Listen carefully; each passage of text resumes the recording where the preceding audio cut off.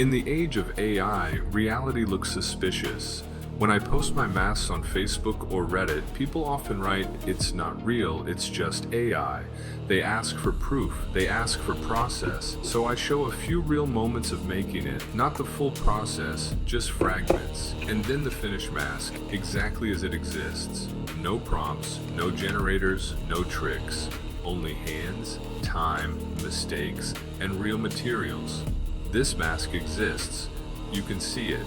And now you can decide for yourself.